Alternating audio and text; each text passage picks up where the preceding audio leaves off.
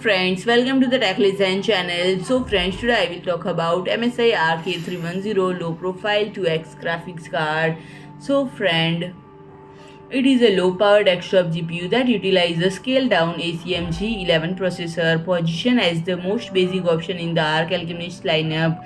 And this graphics card falls short in comparison to the Arc A1 series, and it serves its purpose in providing an ultra-budget series that complements Intel Core F series CPUs that lack integrated graphics and require a discrete GPU. And the MSI version of the Arc A310 boasts 6 Xe cores, and it is equipped with 4 GB of GDDR6 memory connected to a 64-bit bus, and with its limited performance and memory bandwidth, it will deter serious gamers, and it has a strict power limit of 75 watts since that the card lacks a dedicated power connector, and it relies solely on the power supply through the PCIe slot.